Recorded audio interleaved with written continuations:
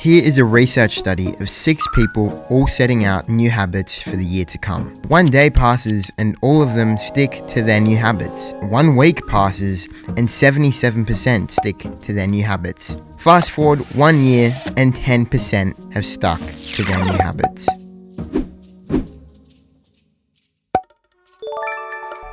So recently I've been reading Atomic Habits by James Clear, and I thought it would be interesting to make a video about habits and why you can't stick to your habits and how you can instead stick to your habits. Every moment of our day is a habit. We wake up, we take a shower, we get changed. We're made of both good and bad habits, but to improve our quality of life as much as possible, we're going to want to have more good habits than bad habits. And there are so many reasons as to why we struggle to stick with our habits, but there are also 3 reasons we don't hear about as much as to why we can't stick to habits. Your environment sucks. Now, for so long, I used my bedroom as my working space. I can't recall the amount of times that I would go into my room, focused, ready to get some shit done, and I would somehow land on the YouTube homepage, binge watch 5 videos that were totally necessary for my life,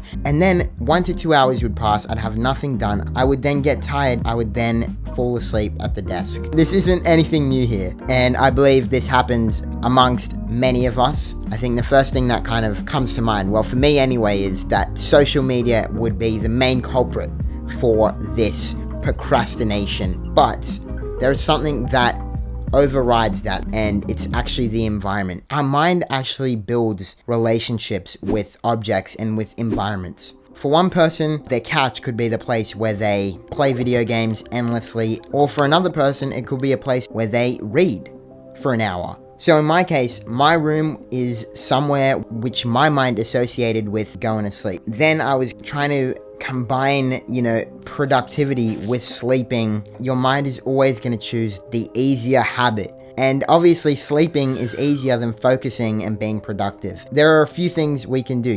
We can find a new environment for ourselves. We can move rooms. It could be a library. It could be the park. Or maybe it could just be you find yourself more likely to go to the gym if you're at your friend's house. Or if you can't find a new environment, create and rearrange your current environment. Perhaps we want to be able to go to the gym. We can set our environment up to allow us to then make the decision to go to the gym. The night before, we can put our clothes on the toilet seat, so the next morning when we go for our morning dump, we've got our gym clothes there to remind us that we need to go to the gym. So as James Clear says, 1 environment for 1 habit. You make it hard for yourself. This is with habits. We try to completely flip our lives around in the span of a week or a day, whatever it might be. And a trick that I've been implementing into my life is habit stacking. Habit stacking is stacking a habit onto the habits that we already have. Let's use wanting to be more productive, because clearly this is something that I need to work on. Eating breakfast is a habit that I do most mornings. I will then use that habit to then lead me on to doing something productive. So eating breakfast is the signal to then be productive afterwards. So it's just stacking a habit on top of another one that you already have. And this whole process of habit stacking is just making it easier for ourselves rather than being overwhelmed with having to somehow incorporate this habit. It's just putting it in front of another habit that we already have, and which will remind us to do it.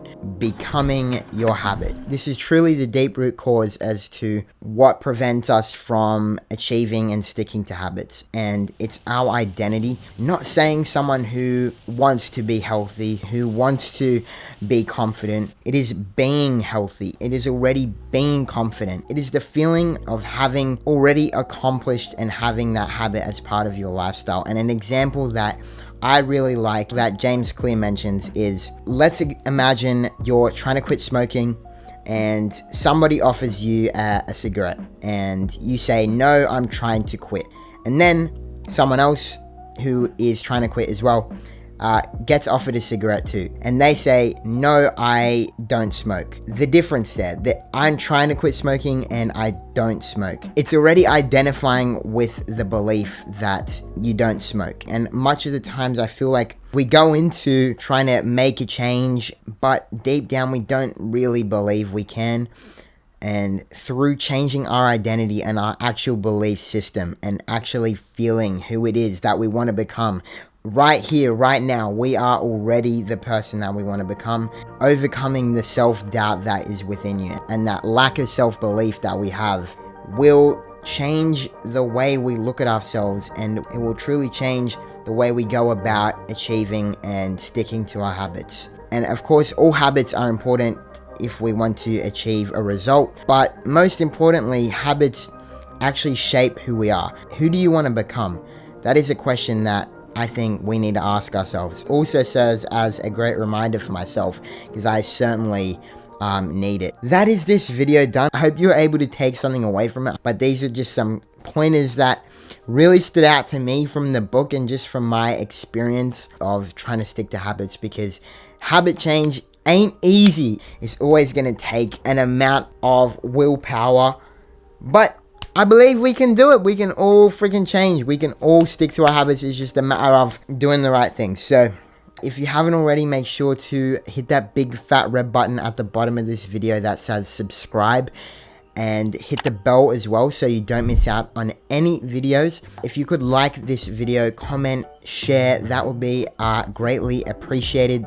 And yeah, I hope you have an amazing rest of your day, night, whatever it may be, and I will catch you next video.